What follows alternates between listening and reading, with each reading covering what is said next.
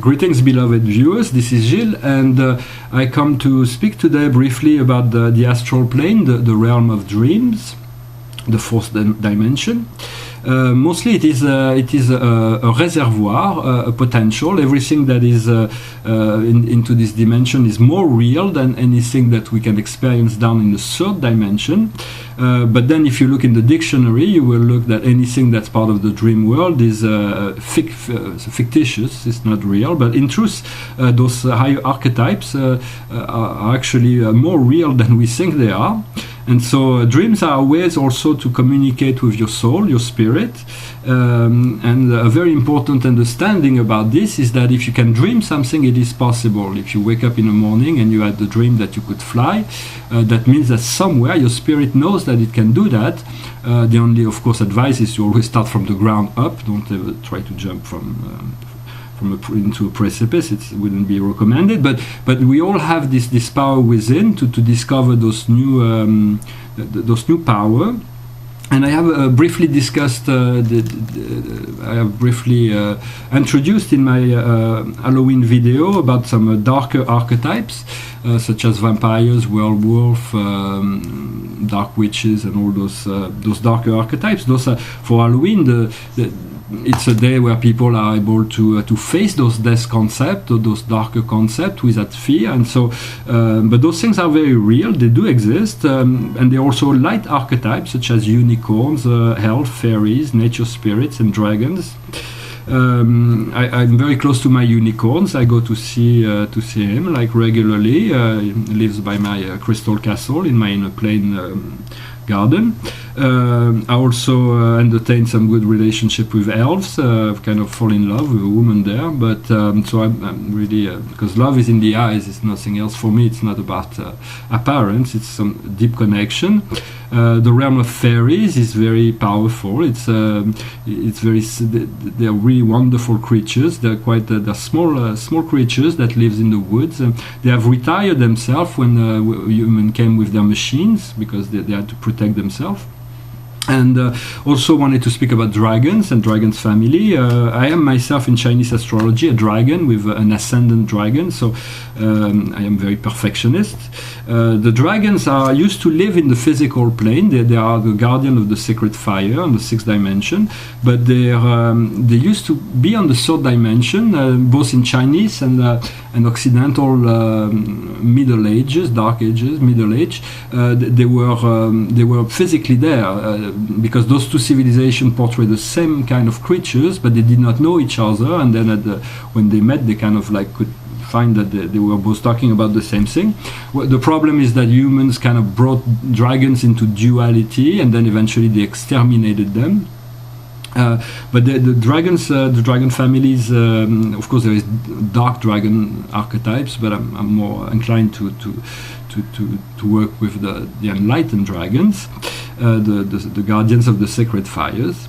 So I'm in touch with my dragons. The dragons, they've even, I wanted to mention that they've even discovered the skeletons of dragons. They haven't been publicized officially yet, but what happened is that they realized that the scientists that discovered that their whole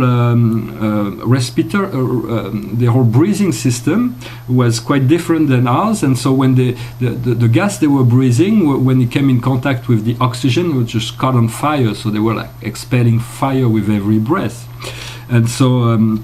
And also they had the power of anti-gravity, so they had this huge body, very tiny wings, but they could fly around. And so when you get in touch with your dragon, you will be able to teach you how to do that.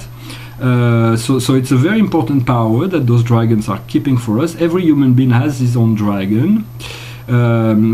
So it is very much about connecting, accepting those things as real is very important in your fourth dimensional field, because you are those all those archetypes, those beings are in service to you.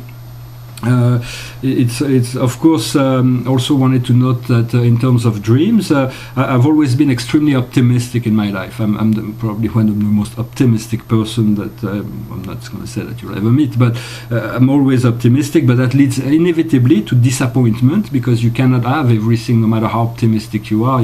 Life is not always ready to match all your higher flow. And so, but no matter, those disappointments are only temporary. It's always better to be optimistic than pessimistic, because we create from our intention.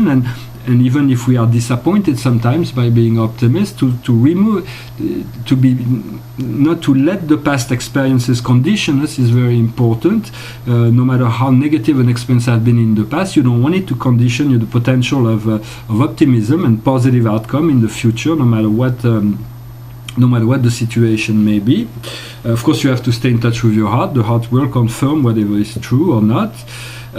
And of course, you want to become one with your highest aspect. You want to become one with all life, but you do not want to absorb the negativity of others. It is not necessary. You want to become one with your soul, your spirit, with truth, with beauty, with goodness, through art, science, and philosophy.